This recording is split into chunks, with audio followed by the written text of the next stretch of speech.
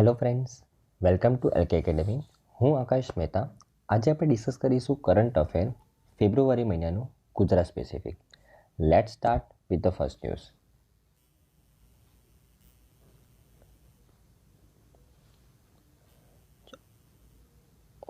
આપણી પહેલી ન્યૂઝ છે ફ્રેન્ડ્સ કે હમણાં રિસેન્ટલી ગુજરાત સરકાર દ્વારા વિકસિત ગુજરાતનું એક વિઝન ડોક્યુમેન્ટ લોન્ચ કરવામાં આવ્યું છે. હા, વિકસિત ગુજરાત 2047 આ વિઝન ડોક્યુમેન્ટનું નામ છે કે આપણે 2047 સુધીમાં ગુજરાત સરકાર કેવી રીતના વિકસિત રાજ્ય બનશે, બરાબર ને, તેનું એક આખું પરફેક્ટ રોડમેપ તૈયાર કરવામાં આવ્યો છે ગુજરાત સરકાર દ્વારા. અને આ સાથે ગુજરાત એ પહેલું રાજ્ય બન્યું છે કે જેને પોતાનું એક વિકસિત રાજ્ય બનવાનું એક વિઝન ડોક્યુમેન્ટ લોન્ચ કરેલું હોય, બરાબર ને. ઓકે, તમને ખબર જ હશે ફ્રેન્ડ્સ કે ભારત સરકાર દ્વારા, સેન્ટ્રલ ગવર્મેન્ટ દ્વારા એક વિઝન ડોક્યુમેન્ટ ઓલરેડી લોન્ચ કરવામાં આવ્યું છે સેન્ટ્રલ ગવર્મેન્ટ દ્વારા કે આપણે 2047 સુધીમાં વિકસિત દેશ બનવાનું છે, ડેવલપ કન્ટ્રી બનવાનું છે, બરાબર ને. પણ આ વિઝન ડોક્યુમેન્ટ છે કોનું છે? સેન્ટ્રલ ગવર્મેન્ટનું છે. પરંતુ કયું રાજ્ય એ પ્રથમ રાજ્ય બન્યું કે જેને પોતાનું રાજ્યનું ડેવલપ રાજ્ય બનવાનું એક વિઝન ડોક્યુમેન્ટ લોન્ચ કર્યું હોય? તો ગુજરાત 2047 ટાર્ગેટ યર રાખ્યો છે અને 2047 સુધીમાં ડેવલપ રાજ્ય બનવાનું એક વિઝન ડોક્યુમેન્ટ લોન્ચ કર્યું છે, બરાબર ને. અને ગુજરાત સરકારે નીતિ આયોગ સાથે મળીને આ વિઝન ડોક્યુમેન્ટ લોન્ચ કર્યું છે અને અમુક ટાર્ગેટ સેટ કર્યા છે. એ ટાર્ગેટ વિશે વાત કરીશું, બરાબર ને. ચલો, ઓકે. તો સૌથી પહેલો ટાર્ગેટની જો વાત કરું તો ગુજરાત સરકાર દ્વારા જે gross state domestic product GSDP, જેવી રીતના દેશનું GDP હોય ગ્રોસ ડોમેસ્ટિક પ્રોડક્ટ, એવી રીતના રાજ્યનું GSDP હોય ગ્રોસ સ્ટેટ ડોમેસ્ટિક પ્રોડક્ટ. રાજ્યમાં કેટલી વસ્તુનું ઉત્પાદન થાય છે તેના માર્કેટ વેલ્યુના સરવાળાને શું કહેવાય? ગ્રોસ સ્ટેટ ડોમેસ્ટિક પ્રોડક્ટ, બરાબર ને.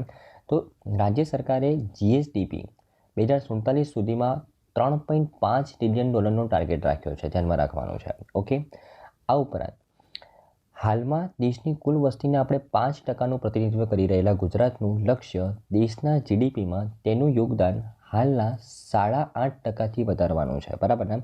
અત્યારે જેટલું પણ તે દેશના GDPમાં કન્ટ્રીબ્યુશન આપે છે તેનાથી 8.5% કન્ટ્રીબ્યુશન વધારવાનું છે 2047 સુધીમાં.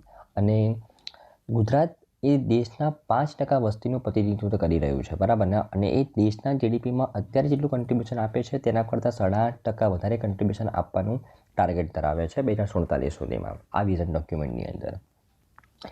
ત્રીજો ટાર્ગેટ છે કે અત્યારે રાજ્યના માથાદીઠ આવક, જો રાજ્યના માથાદીઠ આવકની જો વાત કરું તો વાર્ષિક ધોરણે $38,000 છે, તે વધારીને 2047 સુધીમાં $43,000 કરવાનો ટાર્ગેટ છે, બરાબર ને.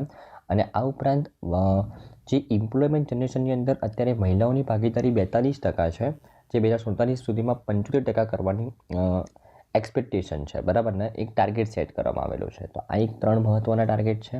આ ઉપરાંત જે રીતના દેશનું નેટ ઝીરો એમિશન કરવાનો ટાર્ગેટ 2070 સુધીમાં છે.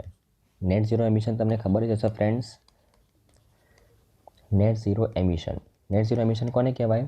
કે વસ્તુના ઉત્પાદનથી જે કાર્બન ડાયોક્સાઇડ વાતાવરણમાં પ્રોડ્યુસ થાય છે, જેટલી માત્રામાં કાર્બન ડાયોક્સાઇડ પ્રોડ્યુસ થાય છે એટલી જ માત્રામાં આપણે રિન્યુએબલ એનર્જીનો ઉપયોગ કરવાનો છે, જેથી કરીને એ CO2ની ઇફેક્ટ નલિફાઈ થઈ જાય અને એમિશન નેટ ઝીરો બની જાય, બરાબર ને. તો આ નેટ ઝીરો એમિશન દેશનું ટાર્ગેટ છે કે 2070 સુધીમાં આપણે જેટલું પણ CO2 એમિશન કરીશું તેટલી જ માત્રામાં આપણે રિન્યુએબલ એનર્જીનું ઉત્પાદન કરીશું 2070 સુધીમાં. આ દેશનો ટાર્ગેટ છે. અને ગુજરાત સરકારનો ટાર્ગેટ છે 2047 સુધીમાં આપણે નેટ ઝીરો એમિશન એચીવ કરીશું, બરાબર ને. તો આ જે અમુક ટાર્ગેટ છે એના કરતાં પણ બીજા ઘણા બધા ટાર્ગેટ છે, પણ આપણે એક્ઝામ પોઈન્ટ ઓફ વ્યૂથી આ ટાર્ગેટ તમારે ધ્યાનમાં રાખવાના છે. આ ટાર્ગેટ ગુજરાત સરકારે નીતિ આયોગના સમર્થનથી સેટ કર્યા છે, સિમ્પલ, બરાબર ને. ઓકે, તો આઈ થિંક તમને ન્યૂઝમાં ખબર પડી હશે ફ્રેન્ડ્સ. ગુજરાત એ પહેલું રાજ્ય બન્યું કે જેને વિઝન ડોક્યુમેન્ટ લોન્ચ કર્યું છે વિકસિત રાજ્ય બનવાનું 2047 સુધીમાં, બરાબર ને. ધ્યાનમાં રાખવાનું છે. અને ભારતનું પણ 2047 સુધીમાં વિકસિત દેશ બનવાનો ટાર્ગેટ છે, બરાબર. અને કયા કયા ટાર્ગેટ છે? 4 ટાર્ગેટ તમારે યાદ રાખવાના છે, બરાબર ને. પહેલું target gross state domestic product 3.5 trillion dollar સુધીનું કરવાનું. બીજું ટાર્ગેટ કે નેટ ઝીરો કાર્બન એમિશન 2047 સુધીમાં કરવાનું. ત્રીજો ટાર્ગેટ કે એમ્પ્લોયમેન્ટ જનરેશનની અંદર મહિલાઓની જે પર્સન્ટેજ છે એ 75% સુધી કરવાનું. બરાબર ને? ઓકે. અને ચોથું ટાર્ગેટ કે દેશના જીડીપીની અંદર કન્ટ્રીબ્યુશન હાલના જ કન્ટ્રીબ્યુશન કરતાં 8.5% વધારવાનું. બરાબર ને? આટલા ટાર્ગેટ સાથે વિઝન ડોક્યુમેન્ટ લોન્ચ કરવામાં આવેલું છે. બરાબર ને? ઓકે. ચલો આપણી નેક્સ્ટ ન્યૂઝ છે ફ્રેન્ડ્સ કે હમણાં રિસેન્ટલી અંબાજીમાં શ્રી 51 શક્તિપીઠ પરિક્રમા મહોત્સવ 2024નો પ્રારંભ કરવામાં આવ્યો. એના વિશે વાત કરીએ તો અંબાજીની અંદર 5 દિવસીય શ્રી 51 શક્તિપીઠ પરિક્રમા મહોત્સવનો પ્રારંભ કરવામાં આવ્યો અને બનાસકાંઠાના સાંસદ પરબતભાઈ પટેલે પરિક્રમા મહોત્સવનું ઉદ્ઘાટન કરેલું હતું. હવે આ ન્યૂઝ વિશે વાત કરીએ આપણે. બરાબર ને? ચાલો ઓકે. તો એકચ્યુઅલી ગુજરાત પવિત્ર યાત્રાધામ વિકાસ બોર્ડ, શ્રી આરાસુરી અંબાજી માતા દેવસ્થાન ટ્રસ્ટ અને બનાસકાંઠા જિલ્લા વહીવટીતંત્ર દ્વારા આ ત્રણેય સંસ્થાઓ દ્વારા સાથે મળીને આ પરિક્રમા મહોત્સવનું આયોજન કરવામાં આવ્યું હતું. શ્રી 51 શક્તિપીઠ પરિક્રમા મહોત્સવનું આયોજન કરવામાં આવ્યું. બરાબર ને?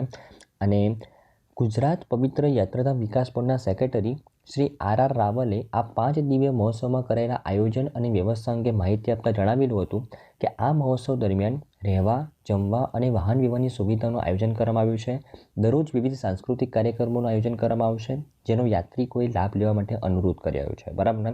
દેખો એકચ્યુઅલી ફ્રેન્ડ્સ આ એક મહોત્સવ કેવો છે, પરિક્રમા મહોત્સવ. નામ પરથી જ ખબર પડે છે કે તેમાં પરિક્રમા શરૂ કરવામાં આવશે. બરાબર ને? હવે કયા શેની પરિક્રમા શરૂ કરવામાં આવશે? શેની પરિક્રમા શરૂ કરવામાં આવી છે? તો 51 શક્તિપીઠ. આ 51 શક્તિપીઠ એક જ જગ્યાએ એક જ રસ્તા ઉપર મતલબ એક જ પરિક્રમાના પાથ ઉપર આ 51 શક્તિપીઠનું સ્થાપન કરવામાં આવેલું છે. કોના દ્વારા? પીએમ મોદીજી દ્વારા. ક્યારે? જ્યારે તે ગુજરાતના ચીફ મિનિસ્ટર હતા ત્યારે. બરાબર ને?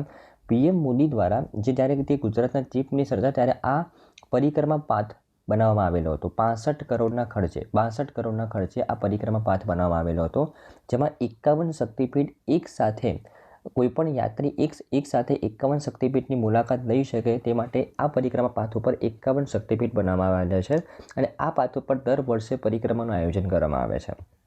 કોના દ્વારા? ગુજરાત પવિત્ર યાત્રાધામ વિકાસ બોર્ડ, આરાસુરી અંબાજી માતા દેવસ્થાન ટ્રસ્ટ અને બનાસકાંઠા જિલ્લા વહીવટીતંત્ર દ્વારા આ પરિક્રમાનું આયોજન કરવામાં આવે છે. બરાબર ને? ઓકે. તો આઈ થિંક તમને ખબર પડી હશે ને આવી પરિક્રમાનું હમણાં ઉદ્ઘાટન કરવામાં આવ્યું. 5 દિવસીય પરિક્રમા હોય છે. સિમ્પલ. બરાબર ને? ઓકે.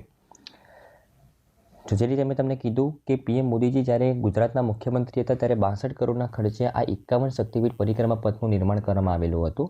બરાબર ને? અને દર વર્ષે આ પરિક્રમા પથ ઉપર પરિક્રમાનું આયોજન કરવામાં આવે છે. બરાબર ને? ઓકે. ચલો આપણે નેક્સ્ટ ન્યૂઝ છે ફ્રેન્ડ્સ કે રિસેન્ટલી શ્રી મોરારજી દેસાઈની જન્મજયંતિ સેલિબ્રેટ કરવામાં આવી. એના વિશે વાત કરીએ.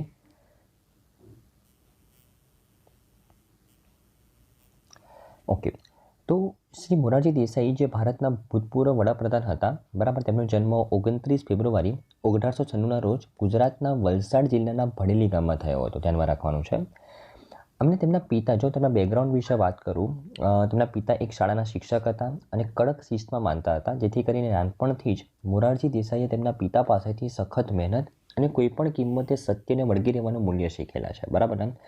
આ ઉપરાંત 1918માં બોમ્બે પ્રાંતમાં વિલ્સન સિવિલ સર્વિસમાંથી સ્નાતક થયા પછી તેમણે 12 વર્ષ સુધી ડેપ્યુટી કલેક્ટર તરીકેની સેવા આપી ગોધરા તાલુકાની અંદર. બરાબર ને? ઓકે.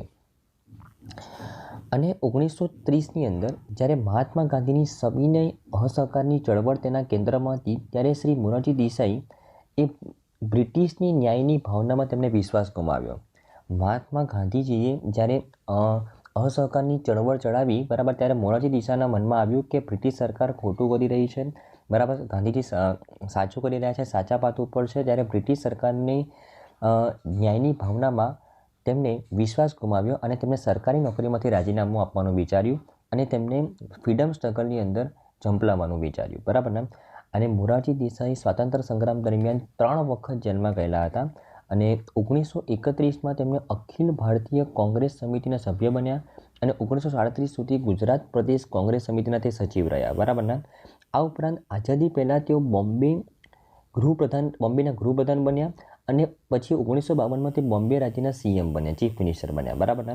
આ ઉપરાંત જ્યારે હું 1952નો સમયગાળાની વાત કરું તો બોમ્બે રાજ્ય એક ગુજરાતી બોલતા અને મરાઠી ભાષી લોકોનું બંનેનું દ્વિભાષી રાજ્ય હતું, બરાબર. તેમણે કેન્દ્રીય નાણાપ્રધાન અને ગૃહપ્રધાન તરીકે પણ સેવા આપી હતી અને તેમણે શ્રીમતી ઇન્દિરા ગાંધીની સરકારમાં ભારતના બીજા નાયબ વડાપ્રધાન તરીકે સેવા આપી હતી, બરાબર ને. ઓકે.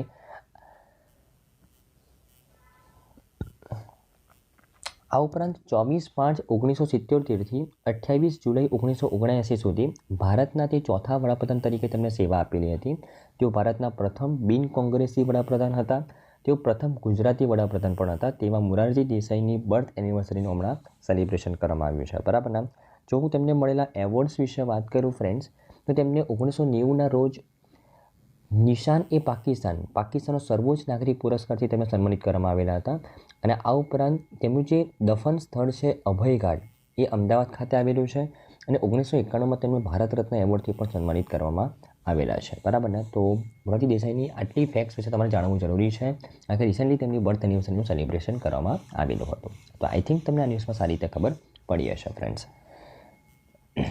ઓકે, આપણે નેક્સ્ટ ન્યૂઝ છે ફ્રેન્ડ્સ કે હમણાં recently Indian institutional ranking framework IIRF દ્વારા MBA કોલેજીસનું રેન્કિંગ્સ બહાર પાડવામાં આવેલું છે અને આ રેન્કિંગની અંદર IIM અમદાવાદે ટોપ કર્યું છે. એના માટે આપણા ન્યૂઝ પોઈન્ટ ઓફ વ્યૂથી ઘણું ઇમ્પોર્ટન્ટ છે, એના વિશે વાત કરીએ. તો ઇન્ડિયન ઇન્સ્ટિટ્યુશનલ રેન્કિંગ ફ્રેમવર્ક IIRFની top master of business admission colleges in India 2024 મુજબ IIM અમદાવાદ એ ભારતની ટોચની સરકારી MBA કોલેજોમાં ટોચ ઉપર છે અને 2024ની આ રેન્કિંગની અંદર ઝેવિયર લેબર રિલેશન્સ ઇન્સ્ટિટ્યૂટ એ જમશેદપુર ઝારખંડની અંદર આવેલી છે. તે ભારતની ટોચની ખાનગી MBA કોલેજોમાં ટોચ ઉપર છે, બરાબર ને. દેખો, ટોપ MBA કોલેજીસની વાત કરું તો એમાં સરકારી કોલેજોમાં IIM અમદાવાદ ટોપ ઉપર છે અને ટોપ MBA કોલેજની વાત કરું એમાં ખાનગી કોલેજોની અંદર Xavier labour relations institute Jamshedpur ઝારખંડની અંદર આવેલું છે, તે ટોપ પર છે, બરાબર ને. ઓકે, આ કોણ કહે છે? ઇન્ડિયન ઇન્સ્ટિટ્યુશનલ રેન્કિંગ ફ્રેમવર્ક, જે મિનિસ્ટ્રી ઓફ એજ્યુકેશન દ્વારા તૈયાર કરવામાં આવેલું છે, એ રિપોર્ટની અંદર કહેવામાં આવેલું છે, બરાબર ને. ઓકે, જો હું આ રેન્કિંગ વિશે વાત કરું ફ્રેન્ડ્સ, તો ઇન્ડિયન ઇન્સ્ટિટ્યુશનલ રેન્કિંગ ફ્રેમવર્ક એ ભારત એજ્યુકેશન પોસ્ટ દ્વારા પ્રસ્તુત ઉચ્ચ શિક્ષણ પરનું માસિક સામયિક છે, જે એક બિન સરકારી સંસ્થા છે જે સમયાંતરે વિવિધ સંસ્થાઓને રેન્ક આપે છે, બરાબર ને. આ રેન્કિંગ એ અમદાવાદ સ્થિત મેક્શન કન્સલ્ટિંગ પ્રાઇવેટ લિમિટેડ, જે એક નોલેજ પાર્ટનર છે, એના માર્ગદર્શન હેઠળ હાથ ધરવામાં આવે છે. અને ભારતીય સંસ્થાકીય રેન્કિંગ ફ્રેમવર્ક મુજબ આ રેન્કિંગમાં 300થી વધુ મેનેજમેન્ટ સંસ્થાઓનું મૂલ્યાંકન કરવામાં આવેલું હતું. તેમાં 50 સરકારી અને 160 ખાનગી મેનેજમેન્ટ સંસ્થાઓનો પણ સમાવેશ કરવામાં આવે છે. ટોટલ 6 કેટેગરીમાં રેન્કિંગ હાથ ધરવામાં આવેલું હતું, બરાબર ને. રેન્કિંગ તેમના સંશોધન આઉટપુટ અને રોજગારી અસરો પર વ્યાપક પરિપ્રેક્ષ્ય પ્રદાન કરે છે, બરાબર. ઓકે, હવે કયા પોઈન્ટ્સના આધારે અહીંયા સંસ્થાઓનું ઇવોલ્યુશન કરવામાં આવે છે, તો ટોટલ 7 મુખ્ય પરિમાણો ઉપર મૂલ્યાંકન કરવામાં આવે છે આ રેન્કિંગની અંદર. એક તો અદ્યતન સંશોધનો અને શિક્ષણશાસ્ત્ર, ઉદ્યોગોની આવક અને એકીકરણ, પ્લેસમેન્ટ કામગીરી, સંશોધન, પ્લેસમેન્ટ સ્ટ્રેટેજી અને સપોર્ટ, ભાવિ ઓરિએન્ટેશન, બાહ્ય ધારણા અને આંતરરાષ્ટ્રીય આઉટલુક. એક પર્ટિક્યુલર સંસ્થા એ આ 7 પરિમાણો ઉપર કેવી રીતના કામ કરી રહી છે એના ઉપર ધ્યાનમાં રાખીને એનું રેન્કિંગ પ્રોવાઈડ કરવામાં આવે છે, બરાબર ને. ટોપ સરકારી સંસ્થા કઈ બની? IIM અમદાવાદ ધ્યાનમાં રાખવાનું છે. ઓકે, ચાલો. ઓકે, આપણી નેક્સ્ટ ન્યૂઝ છે ફ્રેન્ડ્સ, તેમાં રિસેન્ટલી ગુજરાતના ફાઇનાન્સ મિનિસ્ટર કનુભાઈ દેસાઈજી દ્વારા સ્ટેટનું બજેટ લોન્ચ કરવામાં આવ્યું ફાઇનાન્શિયલ 2024-25 માટે. એના વિશે વાત કરીએ. તો ગુજરાતના નાણામંત્રી કનુભાઈ દેસાઈએ નાણાકીય વર્ષ 2025 માટે ₹3,32,465 કરોડનું રાજ્યનું બજેટ રજૂ કર્યું છે. એના વિશે જોઈએ. અને ગુજરાતના ઇતિહાસમાં રજૂ કરવામાં આવેલ આ સૌથી મોટું બજેટ હતું.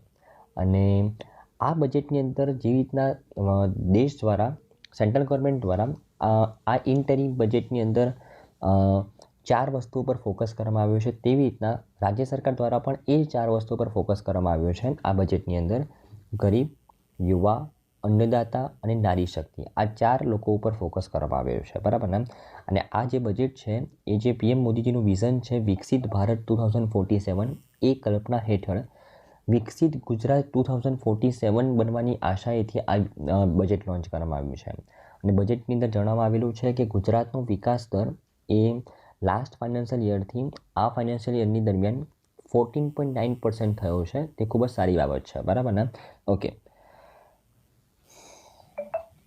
જો હું બજેટની હાઇલાઇટ્સ વિશે વાત કરું ફ્રેન્ડ્સ, તો બજેટની અંદર એવું કહેવામાં આવેલું છે કે ફાઇનાન્શિયલ 2025ની અંદર તમને ખબર જ હશે, બજેટ એટલે આવનારા ફાઇનાન્શિયલ યરમાં આપણે કઈ કઈ જગ્યાએ ખર્ચો કરીશું અને કઈ કઈ જગ્યાએથી આપણી આવક આવશે તેનું લીખું જોખું હોય છે, બરાબર ને, આવનારા ફાઇનાન્શિયલ યરનું. તો આ ગુજરાત સરકારનું બજેટ શું કહે છે કે ફાઇનાન્શિયલ 2025ની અંદર રાજ્યની અંદર 146.72 કરોડનું આ સરપ્લસ બજેટ રજૂ કરવામાં આવ્યું. સરપ્લસ બજેટ મતલબ કે ઇન્કમ વધારે હોય અને ખર્ચો ઓછો હોય, બરાબર ને. તો રાજ્ય સરકારનું ઇન્કમ વધારે હશે, ખર્ચો ઓછો હશે, અને આ બંનેનો ડિફરન્સ કેટલો રહેવાનો છે ફાઇનાન્શિયલ 2025ની અંદર? 146.72 કરોડ રૂપિયા, એટલે એને સરપ્લસ બજેટ કહેવામાં આવેલું છે, બરાબર ને. ઓકે, વિકાસલક્ષી જે ખર્ચ છે ડેવલપમેન્ટ પાછળ 2.14 લાખ કરોડ રૂપિયા ખર્ચો કરવામાં આવશે, 64.4% ખર્ચો કરવામાં આવશે. અને બિન વિકાસલક્ષી જે ખર્ચ છે મતલબ લોકોના વેલફેર માટે, ગ્રાન્ટ પ્રોવાઈડ કરવા માટે, બરાબર ને, એ 83,000 કરોડ જેટલો ખર્ચો કરવામાં આવશે, મતલબ 25.1% જેટલો ખર્ચો કરવામાં આવશે, બરાબર ને.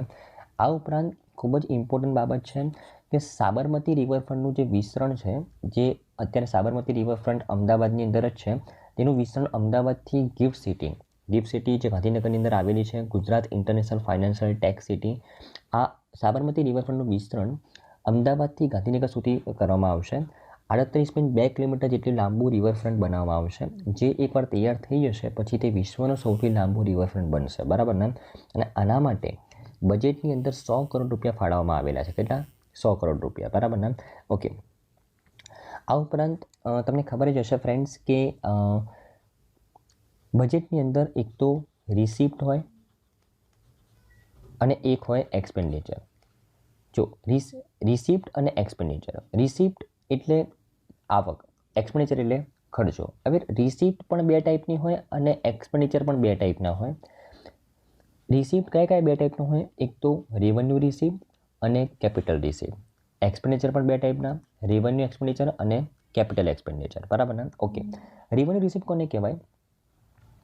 કે એક એવી આવક કે જે કોઈ જગ્યાએ સરકારે ઇન્વેસ્ટમેન્ટ નહોતું કર્યું છતાં પણ ત્યાંથી આવક આવે છે, બરાબર. તેવી રિસિપ્ટને શું કહેવાય? રેવન્યુ રિસિપ્ટ, બરાબર ને. ઓકે, કોઈ જગ્યાએ ઇન્વેસ્ટમેન્ટ ન કર્યું હોય છતાં પણ આવક આવે તેવી કેવી આવક? તો ટેક્સ કલેક્શન, બરાબર ને. કોઈ ડ્યુટીનું કલેક્શન કરવામાં આવ્યું સરકાર દ્વારા, કોઈ સરચાર્જનું કલેક્શન કરવામાં આવેલું હોય, કોઈ ફીનું કલેક્શન કરવામાં આવેલું હોય, તો આ એવા કલેક્શન જેને આપણે રેવન્યુ રિસિપ્ટ કહીશું. કેપિટલ રિસિપ્ટ કોને કહેવાય? કે કોઈ જગ્યાએ સરકારે ઇન્વેસ્ટમેન્ટ કર્યું હોય તો ભૂતકાળમાં અને ત્યાંથી આવક આવી રહી છે, તેને કહેવાય કેપિટલ રિસિપ્ટ. અને સરકારે કોઈ જગ્યાએથી લોન લીધી હોય તે પણ કેપિટલ રિસિપ્ટમાં એડ કરવામાં આવે છે, બરાબર ને. ઓકે, આ ઉપરાંત જો હું ખર્ચાની વાત કરું તો રેવન્યુ એક્સપેન્ડિચર કોને કહેવાય? સરકારનો એવો ખર્ચો કે જે ભવિષ્યમાં કોઈ ઇન્કમ જનરેટ નથી કરી આપવાનો. મતલબ સરકાર ગરીબ વ્યક્તિઓને જે સસ્તાના જો પર રાશન પ્રોવાઈડ કરે છે, વેલફેર સ્કીમ્સ લોન્ચ કરે છે, તો સરકારનો એવો ખર્ચો છે ભવિષ્યમાં તેને કોઈ ઇન્કમ જનરેટ કરી નથી આપવાનું, તેને કહેવાય રેવન્યુ એક્સપેન્ડિચર.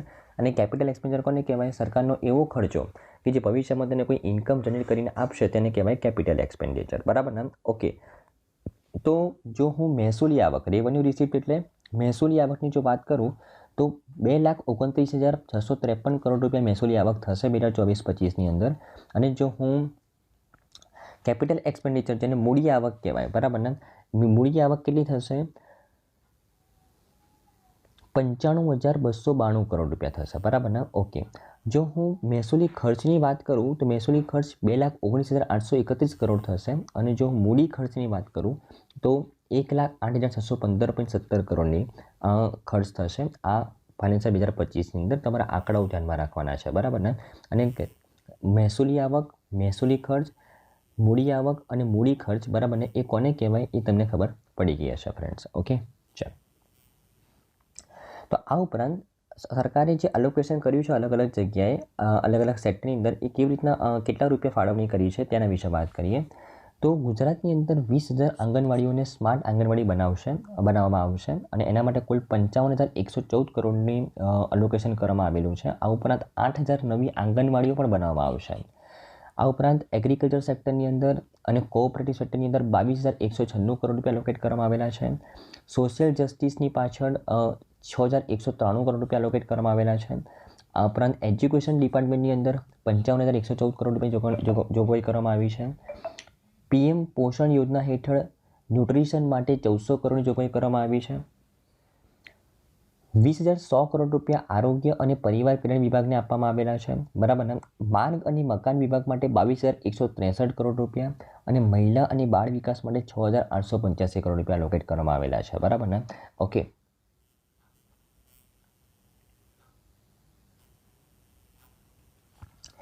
આ ઉપરાંત જો હું વાત કરું ખેડૂતો અને માછીમારો માટે પણ રાહત આપવામાં આવી છે. આ બજેટની અંદર 627 કરોડ રૂપિયા એલોકેટ કરવામાં આવેલા છે જે મત્સ્ય ઉત્પાદન કેન્દ્રોના આધુનિકરણ માટે. બરાબર ને. અને માછીમારોની રાહત માટે 463 કરોડ રૂપિયા અને મત્સ્ય ઉદ્યોગોના વિકાસ માટે 134 કરોડ રૂપિયાની ફાળવણી કરવામાં આવી છે જો આપણે એનું બાયફર્કેશન કરીએ તો. અને ગાંધીનગરની ગિફ્ટ સિટીનો વિકાસ કરવા માટે અત્યારે જે 900 એકરમાં તે વિસ્તૃત થયેલી છે તેમાંથી 3300 એકરની અંદર તેને વિસ્તૃત કરવાનો ટાર્ગેટ છે અને એના માટે 52 કરોડની ફાળવણી સાથે મેટ્રો કનેક્ટિવિટી, સેન્ટ્રલ પાર્ક સુવિધાઓ અને ફિનટેક હબ માટેની જોગવાઈ કરવામાં આવી છે. બરાબર ને. ઓકે. અને નિર્મલ ગુજરાત 2.0 અભિયાન પણ લોન્ચ કરવામાં આવેલું છે અને સોલિડ અને લિક્વિડ વેસ્ટ મેનેજમેન્ટ માટે આ નિર્મલ ગુજરાત 2.0 સ્વચ્છ ગુજરાતની ઉપર ફોકસ કરે છે. સોલિડ અને લિક્વિડ વેસ્ટ મેનેજમેન્ટ માટે 1300 કરોડથી બજેટ વધારીને 2500 કરોડ કરવામાં આવેલું છે. બરાબર ને. સોલિડ અને લિક્વિડ વેસ્ટ મેનેજમેન્ટનું ઇમ્પ્લિમેન્ટેશન કરવા માટે પહેલાં જે 1300 કરોડનું બજેટ હતું ગયા વર્ષે હવે તે 2500 કરોડ કરી દેવામાં આવેલું છે. બરાબર ને. ઓકે.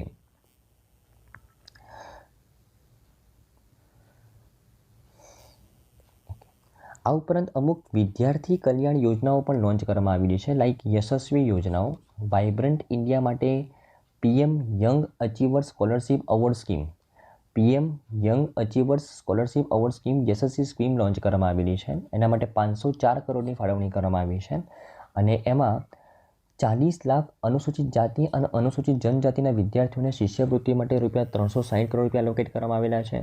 બિન અનામત વર્ગોને શૈક્ષણિક લોન માટે 600 કરોડ રૂપિયા એલોકેટ કરવામાં આવેલા છે. સરસ્વતી સાધના યોજના હેઠળ 1.5 લાખ છોકરીઓને મફત સાયકલ આપવા માટે 84 કરોડ રૂપિયા એલોકેટ કરવામાં આવેલા છે. ધોરણ 9થી 12ના 1 લાખ વિદ્યાર્થીઓને પરિવહન સહાય માટે 260 કરોડ રૂપિયા ખર્ચ કરવામાં આવેલો છે. બરાબર ને. તો આ વિદ્યાર્થી કલ્યાણ યોજનાઓ પણ લોન્ચ કરવામાં આવી છે બજેટની અંદર. ઓકે. આ ઉપરાંત 3 મુખ્ય યોજનાઓ નમો સરસ્વતી યોજના, એની અંદર જો વાત કરું તો વિજ્ઞાન પ્રવાહના અભ્યાસક્રમોમાં શિક્ષણને પ્રોત્સાહન આપવાની જાહેરાત કરવામાં આવેલી હતી. તેમાં અંદાજે 250 કરોડ રૂપિયા એલોકેટ કરવામાં આવેલા છે. આ અંતર્ગત ઉચ્ચતર માધ્યમિક શાળાઓના વિજ્ઞાન પ્રવાહમાં અભ્યાસ કરતા ગરીબ અને મધ્ય વર્ગના વિદ્યાર્થીઓને ધોરણ 11માં 10,000 રૂપિયા અને ધોરણ 12માં 15,000 રૂપિયાની સહાય કરવામાં આવશે. બરાબર ને. અને આગામી 5 વર્ષમાં વિજ્ઞાન પ્રવાહમાં જે ભણતા જે વિદ્યાર્થીઓની સંખ્યા અત્યારે 2 લાખ છે તે 5 લાખ થવાની ધારણા છે જેના અંદાજે આ ખર્ચો 400 કરોડ રૂપિયા થઈ જશે. બરાબર ને. આ ઉપરાંત નમો શ્રી યોજના જેમાં સગર્ભા અને સ્તનપાન કરાવતી માતાઓ માટે આ યોજના લોન્ચ કરવામાં આવી છે. તેના માટે 750 કરોડ રૂપિયા એલોકેટ કરવામાં આવેલા છે અને આ યોજના હેઠળ નબળી આર્થિક સ્થિતિ ધરાવતી સગર્ભા મહિલાઓને બાળકોના પોષણ માટે 12,000 રૂપિયાની આર્થિક સહાય આપવામાં આવશે જે સગર્ભા અને સ્તનપાન કરાવતી સ્ત્રીઓ હોય તેના માટે. અને રાજ્યની SC, ST સહિત 11 શ્રેણીઓની સગર્ભા સ્ત્રીઓ આ યોજનાનો લાભ મેળવવા માટે પાત્ર બનશે. બરાબર ને. ઓકે. આ ઉપરાંત નમો લક્ષ્મી યોજના, આ અંતર્ગત ધોરણ 9થી 12ની જે છોકરીઓ છે તેમને આર્થિક સહાય પૂરી કરવામાં આવશે. બરાબર ને. એમાં 9 અને 10માં ભણતી વિદ્યાર્થીનીઓને વાર્ષિક 10,000 રૂપિયા અને 11 અને 12માં ભણતી વિદ્યાર્થીઓને વાર્ષિક 15,000ની સહાય આપવામાં આવશે ગુજરાત સરકાર દ્વારા. બરાબર ને. ઓકે. જે સરકારી ગ્રાન્ટેડ અને પ્રાઇવેટ સ્કૂલમાં ભણે છે તે દરેક વિદ્યાર્થીઓને આ સહાય પૂરી પાડવામાં આવશે નમો લક્ષ્મી યોજનાની હેઠળમાં જેથી કરીને છોકરીઓને હાયર એજ્યુકેશન માટે ભણવા માટે પેરેન્ટ્સને પ્રોત્સાહન આપી શકાય. બરાબર ને. આ ઉપરાંત બજેટની અંદર ગુજરાત સરકારે 5G ઉપર ફોકસ કર્યું છે, 5G ઉપર. ગરવું ગુજરાત, ગુણવંતું ગુજરાત, ગ્રીન ગુજરાત, વૈશ્વિક ગુજરાત અને ગતિશીલ ગુજરાત. બરાબર ને? ધ્યાનમાં રાખવાનું છે કયા 5 જી ઉપર ફોકસ કરવામાં આવ્યું છે સરકાર દ્વારા, એના વિશે ધ્યાનમાં રાખવાનું છે. ઓકે, ચાલો.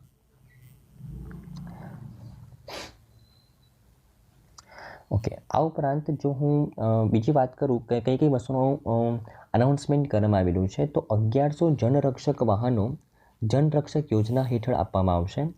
112 નંબર પોલીસ અને ફાયર બ્રિગેડ માટે એક જ નંબર માટે સેન્ટ્રલાઇઝ સિસ્ટમ હશે. પોલીસ અને ફાયર બ્રિગેડ બંને માટે કયો નંબર? 112 નંબર. આ ઉપરાંત અમદાવાદ નજીક ખોરેજ ખાતે સનદ ખાતે સેમિકન્ડક્ટરની શાળા અને અવકાશ ક્ષેત્ર માટે ઉત્પાદન કેન્દ્રની સ્થાપના કરવામાં આવશે. રાઈટ. અને અમદાવાદમાં કેન્સર હોસ્પિટલને સાયક્લોટ્રોન પ્રોટોન સેન્ટર મળશે. બરાબર ને? આટલી વસ્તુની જોગવાઈ કરવામાં આવી છે બજેટની અંદર.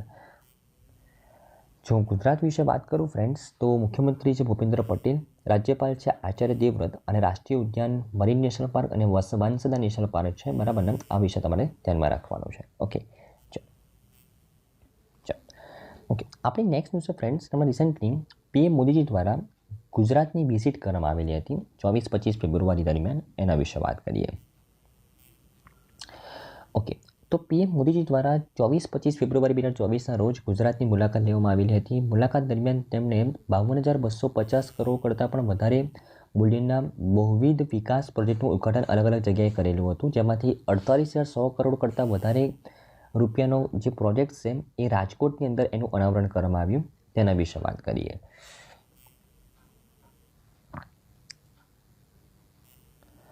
ઓકે, સૌથી પહેલું પ્રોજેક્ટની જો વાત કરું તો પીએમ મોદીજીએ 5 નવી એઇમ્સનું ઉદ્ઘાટન કર્યું. All India institute for the medical science 5 નવી એઇમ્સ હોસ્પિટલનું ઉદ્ઘાટન કર્યું. કઈ કઈ જગ્યાએ? તો AIIMS Rajkot, AIIMS Bathinda, AIIMS Raebareli, AIIMS Kalyani અને એઇમ્સ મંગલાગીરી. બરાબર ને? આ 5 નવી એઇમ્સનું ઉદ્ઘાટન કરવામાં આવ્યું. ટોટલ 6,315.23 કરોડના ખર્ચે. બરાબર ને? ઓકે. આ ઉપરાંત પીએમ મોદીજીએ ગુજરાતમાં કેબલ સ્ટેટ સુદર્શન સેતુ બ્રિજનું ઉદ્ઘાટન કરવામાં આવ્યું અને આ દેશનો સૌથી મોટો કેબલ સ્ટેન બ્રિજ છે, જેનું નામ છે સુદર્શન સેતુ. હવે તમને ખબર હોય કે ફ્રેન્ડ્સ કે દ્વારકાથી બેટ દ્વારકા જવું હોય તો અત્યારે માત્ર વોટરવેથી દ્વારકાથી બેટ દ્વારકા જઈ શકાય છે, જેના કારણે ઘણું બધું ઇનકન્વિનિયન્સ યાત્રીજનોને ભોગવવું પડે છે. બરાબર ને? કારણ કે એટલા માટે બોટની વ્યવસ્થા, ઉપરાંત બોટ ચલાવનાર શું કરે કે વધારે ઇન્કમ જનરેટ કરવાના હેતુથી ઓછી કેપેસિટીવાળી બોટમાં ઘણા બધા યાત્રીઓને બેસાડે, જેના કારણે ઘણા બધા લોકો ડૂબી જવાને પણ કેસ સામે આવ્યા છે. તો આજે દ્વારકાથી બેટ દ્વારકા અત્યાર સુધી માત્ર વોટરવેથી જઈ શકાતું હતું. બરાબર ને? એના કારણે 2.32 કિલોમીટરનો એક બ્રિજ તૈયાર કરવામાં આવેલો છે. બરાબર ને? જેથી કરીને દ્વારકાથી બેટ દ્વારકા સહેલાઈથી જઈ શકાય. આ માધ્યમથી એક વોકવે જેવું તૈયાર કરવામાં આવેલું છે. બરાબર ને? ઓકે. અને એ બ્રિજનું નામ આપવામાં આવ્યું છે સુદર્શન સેતુ. શું નામ આપવામાં આવ્યું છે? સુદર્શન સેતુ. બરાબર ને? એકચ્યુઅલી ત્યાંથી તમે ચાલીને પણ જઈ શકો. બ્રિજની બંને બાજુ ભગવાનના સુંદર ચિત્રો દર્શાવવામાં આવેલા છે. ભગવદ્ ગીતાના ચિત્રો દર્શાવવામાં આવેલા છે. બરાબર ને? શ્રી કૃષ્ણના ચિત્રો દર્શાવવામાં આવેલા છે. બરાબર ને? અને ત્યાંથી 2 વોકવે પણ છે અને 2 લેન પણ છે, જ્યાં વાહનથી પણ તમે જઈ શકો. બરાબર ને? તો આ સુદર્શન સેતુ જે દેશનો સૌથી મોટો કેબલ બ્રિજ છે, બરાબર ને, તેનું ઉદ્ઘાટન કરવામાં આવ્યું છે દ્વારકાથી બેટ દ્વારકાની વચ્ચે સરળતાથી ટ્રાન્સપોર્ટેશન કરી શકાય અને ભગવાનના દર્શન કરી શકાય તે માટે, તે હેતુથી. બરાબર ને? ઓકે. તો ટોટલ 2.32 કિલોમીટરનો આ બ્રિજ છે, ધ્યાનમાં રાખવાનું છે. 980 કરોડના ખર્ચે બાંધવામાં આવેલો છે અને આ જે બ્રિજ છે એ રાષ્ટ્રીય ધોરીમાર્ગ 51ના ભાગરૂપે બાંધવામાં આવેલો છે. બરાબર ને? અને કેન્દ્ર સરકાર દ્વારા પૂરેપૂરું ભંડોળ પૂરું પાડવામાં આવેલું હતું આ બ્રિજ માટે. બરાબર ને? ઓકે. જો હું આ બ્રિજના કી પોઈન્ટ્સ વિશે વાત કરું તો આ પુલ તેના ફૂટપાથના ઉપરના ભાગમાં સોલાર પેનલ ધરાવે છે, જે 1 મેગાવોટ જેટલી વીજળી ઉત્પન્ન કરે છે. ભાગવદ્ ગીતાના શ્લોકો અને દરેક બાજુ ભગવાન કૃષ્ણની છબીઓ સાથે 4 લેન અને 2.50 મીટર પહોળી ફૂટપાથ છે. મંદિર સુધી પહોંચવા માટે બોટ પરિવહનની જરૂરિયાતને દૂર કરે છે અને સુદર્શન સેતુ અથવા સુદર્શન અગાઉ એ ઓખા બેટ દ્વારકા સિગ્નેચર બ્રિજ તરીકે પહેલાં ઓળખાતું હતું. બરાબર ને? ઓકે. આ જે સુદર્શન સેતુ છે પહેલાં શાના તરીકે ઓળખાતું હતું? ઓખા બેટ દ્વારકા સિગ્નેચર બ્રિજ તરીકે ઓળખાતું હતું, પણ તેની જગ્યાએ અત્યારે કેબલ બ્રિજ બનાવવામાં આવેલો છે. બરાબર ને? ઓકે. કે આ ઉપરાંત બીજું એક ઇનોગ્રેશન કરવામાં આવ્યું પીએમ મોદીજી દ્વારા કે મુન્દ્રા પાણીપત વચ્ચે પાઇપલાઇન પ્રોજેક્ટનું શિલાન્યાસ ફાઉન્ડેશન સ્ટોન રાખવામાં આવ્યું, બરાબર ને.